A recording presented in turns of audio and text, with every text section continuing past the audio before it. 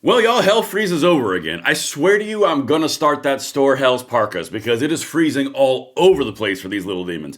I'm about to show you an episode of Harry Inton basically saying what we've been talking about, you and I, for about a month now. Suddenly is breaking news. 2030 is going to be a doomsday apocalypse for the Democrats electorally in the House and the White House.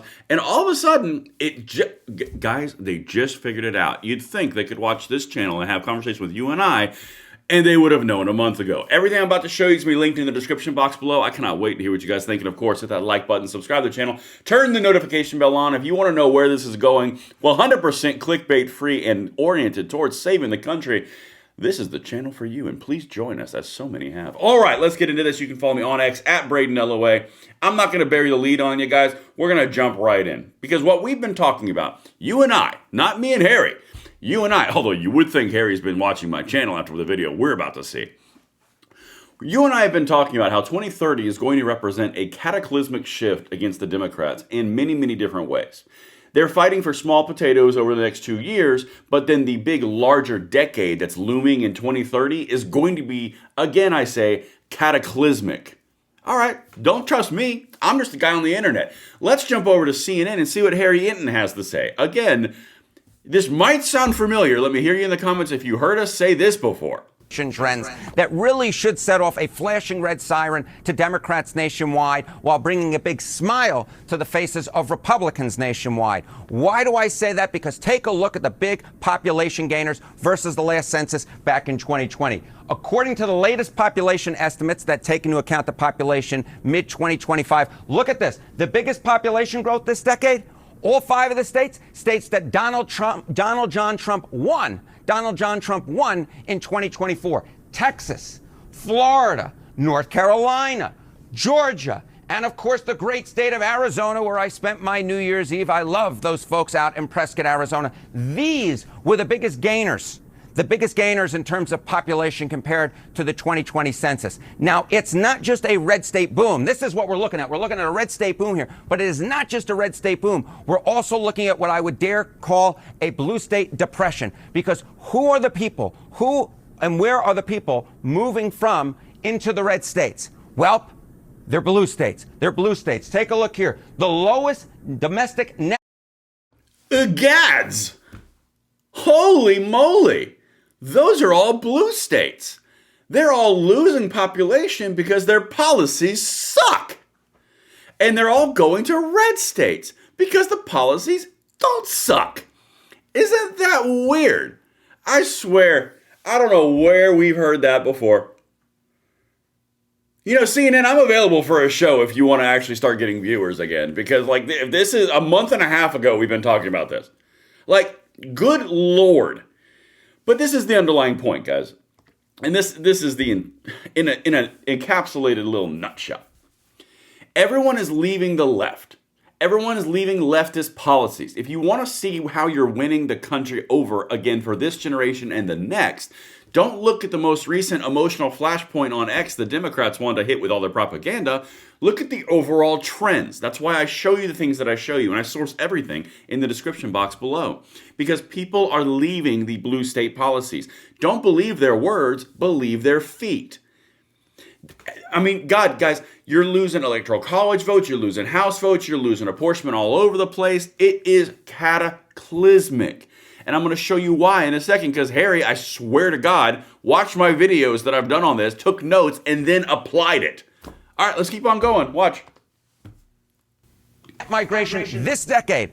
All 5 of the states that were won by Kamala Harris in 2024. Look at this. California, Harris's home state. New York, where I'm coming from right now, of course. Illinois, New Jersey, and of course, the great Commonwealth of Massachusetts, which is a bastion of blue liberalism. These are the states that folks in the United States are moving. He's even using my terms. The blue bastion. Oh, this guy. Moving away from and into the red states, which is propelling a red state boom. Now, this is interesting, right? But it could also have major political ramifications if it holds for 2030, the next census. Because take a look here. If, in fact, the 2025 population shifts hold for the 2030 census, look at this. Look at the House seat shifts by state. Remember, of course, we apportion the number of House seats depending on the population in each state. If, in fact, the 2025 population shifts hold for 2030, states that Kamala Harris won, they would lose. They would lose 7 seats in the United States House of Representatives. The states that Donald Trump won in 2024, they would gain. They would gain 7 seats. Now, this isn't just about the House of Representatives, right? It's also about the Electoral College, because... And we're going to get to that in a second, because that's the ultimate finality of control that they're going to lose. Y'all, you have to please watch this next segment. I got to give it a break because I don't want to get too into that section without a little commentary. Please hear me. You are on the cusp of relegating the Democrat far-left progressive positions to the dustbin of history, because it is about to get significantly harder for any Democrat to win, which means they're going to have to moderate if they ever want to win again. That's the big payoff. The right people are attracted to the policies, so people are moving into the policies. They're moving into the states that support those policies. You can see it by the movement of their feet, by the movement of their households, by the movement of their money, by the movement of their goods. Everything is moving away from the blue states. As Harry Enton says, it's a depression for Democrat states. Yes, because it's getting bluer and nobody wants to be that blue. So the Democrats are faced with two options rather. They either moderate to attract people back in and then piss off the far left, which will split their base and their party, or they continue down the road of insane leftism and lose even more people. It is a doom loop, okay? The 2030s are going to be exceptionally red, and you have an opportunity to continue the fight that you're in right now to save our country by passing these things around, spreading this stuff out so people actually know what's really going on. This is where it pays off. And this last piece is where Harry Enton says the very quiet part very loud, and this is a very important piece to this. Watch. The number of electoral votes that each state gets is equal to the number of senators. Each state, of course, has 2, plus the number of House seats that they have. So what would this mean for the House of Representatives? Well, if you remember back in 2024, right, it was all about, we were talking about the blue wall. If Kamala Harris could win the baseline Democratic states and then add in the blue wall states of Michigan, the Commonwealth of Pennsylvania, and Wisconsin, she would get to 270 electoral votes.